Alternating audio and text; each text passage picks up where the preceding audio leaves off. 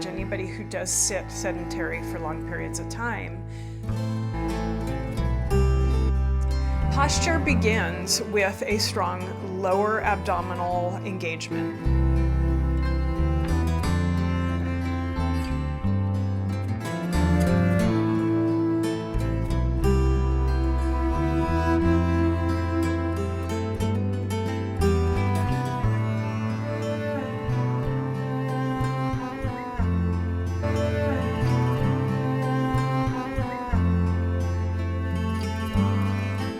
We can support the spine. As we come up into the shoulder area, we would want to have our spine be long and strong, and we want to focus on keeping the shoulders stacked above the hips.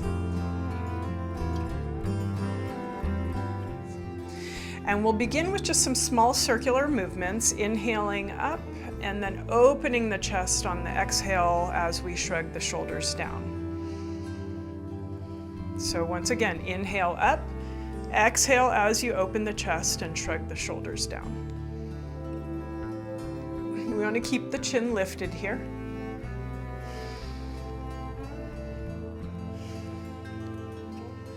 Maybe 5 rotations. On the exhale, we can hold the shoulders down and then inhale in the reverse. Up and exhale forward and down.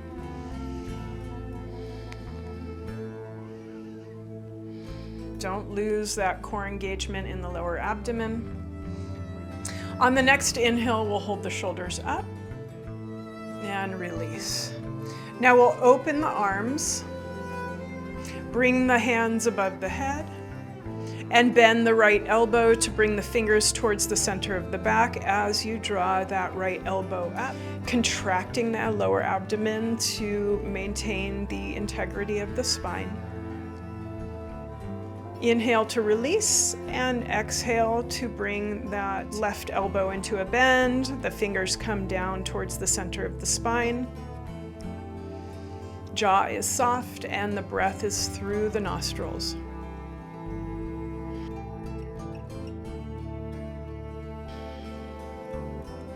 Inhale up, and we will exhale the arms down and around to the back, bringing the palms towards the lower spine or the sacrum. You can intertwine the fingers, and then we're going to work to lengthen the arms. Now that may or may not be accessible for you. Know that every day that you work with your body, these movements will become easier for you.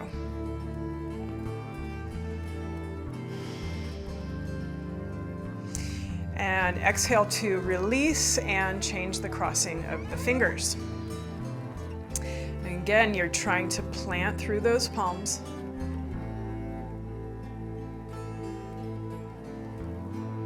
And release. We'll give a little shake of the hands, and now we're going to come into hands and knees.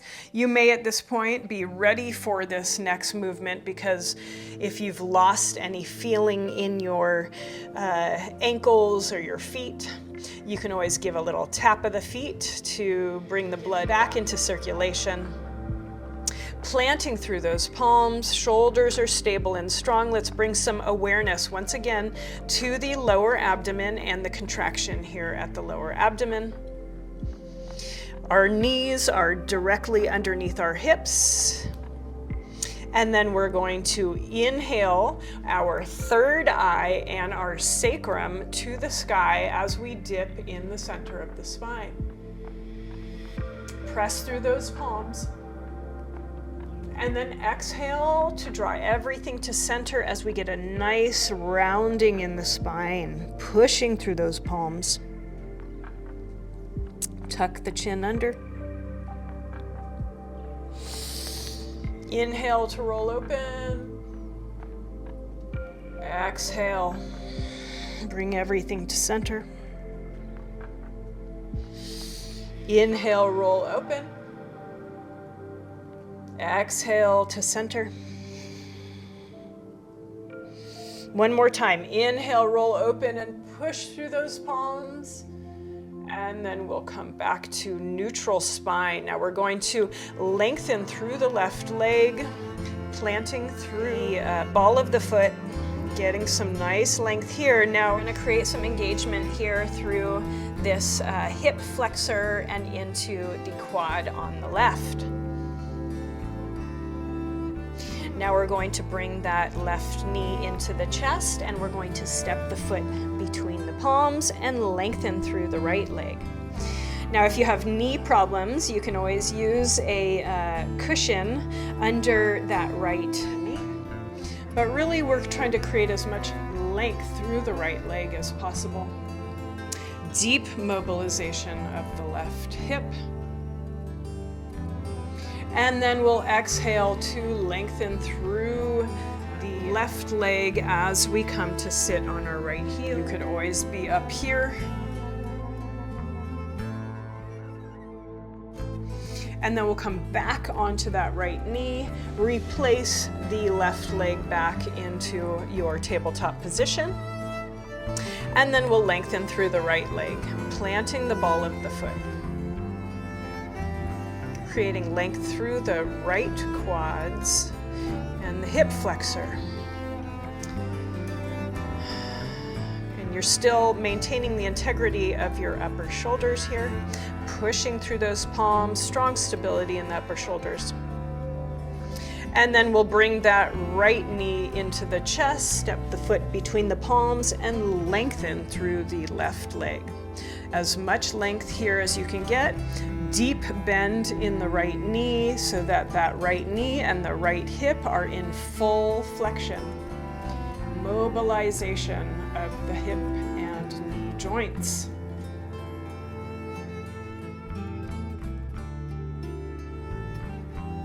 And then we'll straighten that right leg, come to sit on the left heel and extend forward as much as possible. I like to keep the foot flexed to lengthen through the calf and hamstring as much as possible.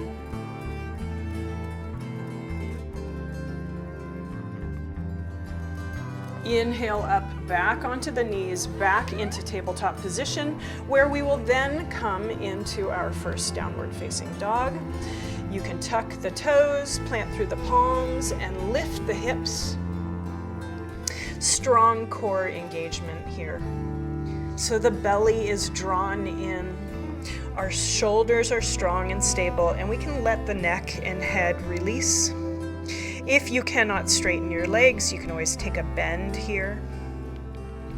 We're really aiming to get our heels to the floor and our spine long. The shoulders are so strong and stable that you can almost pull your shoulder blades away from the spine. Some good neck release there, even as the shoulder girdle is strong and stabilized.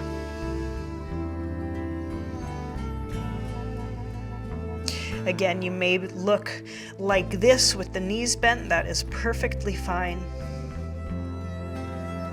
Stepping the left foot in between the hands and bringing the right leg long, elevated lunge position here. And I highly recommend that you engage the glutes and the hip flexor on the right. You can bring the arms up into a crescent lunge position. It's very strong here. Strong hip engagement on the right, and your hamstrings are nice and long here. And then we'll bring that right hand down and reach the left fingers to the sky. Exhale the left hand down and step back into a plank position. Plank can always be done on the knees. Strong shoulder engagement. And then bring the knees down, top of the feet down. Let's take a quick child's pose to reset and regain our muscle strength. Inhale back onto the knees, tuck the toes, downward facing dog.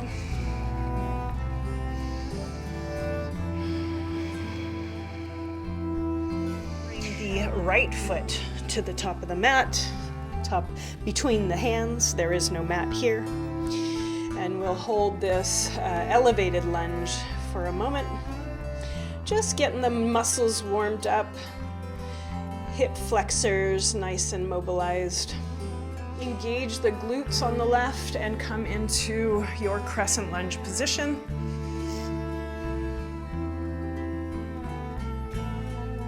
And then we'll bring that left palm down, twisting open to the right. Strong core engagement. Bring the right palm down. Once again, step back into your plank position. This is where we do some more upper body work here. Remember, you can be on your knees. Try and roll forward so you're not settling on the kneecaps. You can always hold a half plank if you want to get some more work into those biceps. Maybe you do a few plank push-ups here.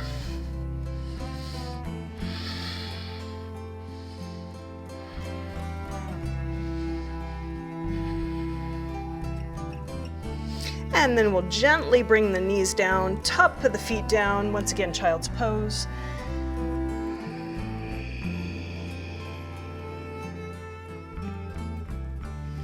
Roll up the spine, lift the arms above the head, and come back into a tabletop position.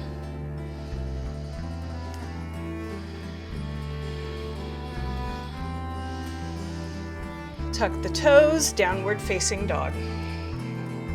The more that you can get the strength to push yourself from your knees into a downward facing dog, the better your muscle strength will be, obviously, in your upper body. You want to be able to hold your body weight or pick yourself up off the floor. Step the left foot between the palms. Bring the right leg down. Nice lengthening through that right leg. Deep flexion of the left hip and knee. And then come to sit on the right leg, on the right heel, flexing that left foot, drawing forward.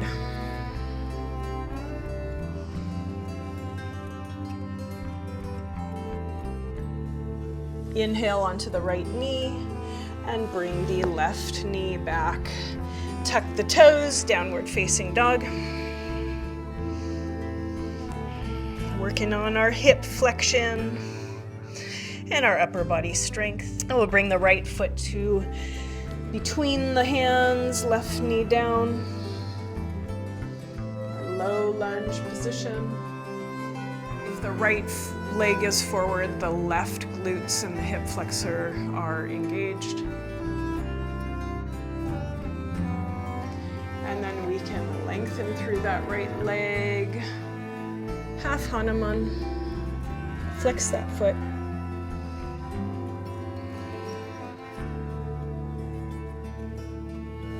Inhale back onto the knee.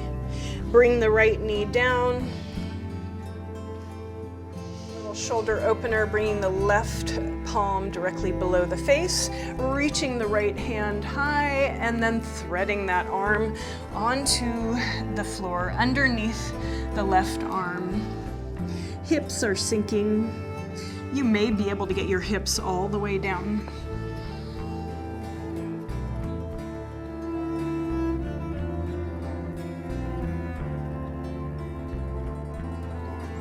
And then roll back onto the knees, reach those right fingers high. And then we'll bring that right hand to replace the left and reach the left fingers to the sky. And then thread that needle. Bring that arm underneath the chest, lengthening through the deltoid, creating a cross with the arms. And if you can settle your hips back.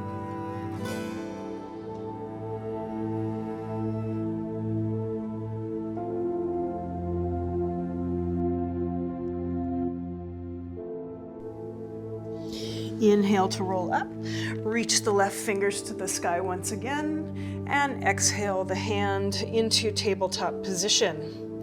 Now we're going to bring the knees forward, settle the hips onto the heels, and we'll take a moment here to do a little bit of breath work. Breath work is essential for core strength. It's also, as far as yogic philosophy is concerned, with immune function, with lung capacity and tone. So on every exhale, we will draw that belly into contraction. And with every inhale, we will release that contraction and fill the lungs with air. Exhale to draw the belly back. The belly button goes towards the spine. Inhale to fill the lungs with air, all the way to the top, or bottom, I should say. Exhale, draw the abdominal muscles into contraction. Inhale to release and fill the lungs with air.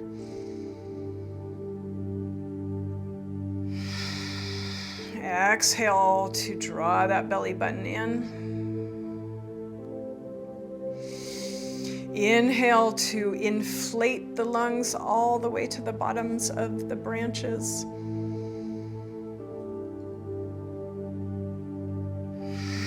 Exhale, draw that belly into contraction. Inhale and release. We're going to take a moment here for meditation. If you cannot stay in this position, you can always come to a seated, simple Sukhasana with the legs crossed. 2 minutes. Let's count to 60 2 times here.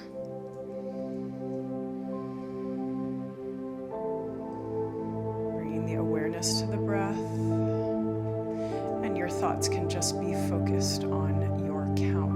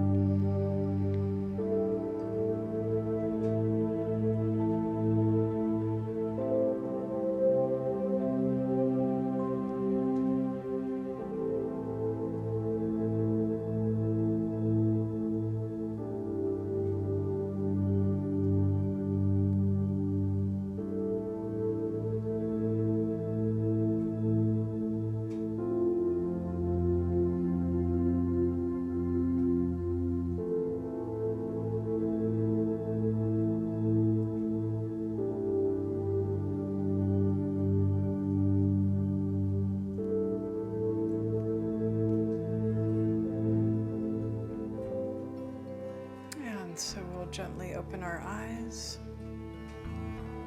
If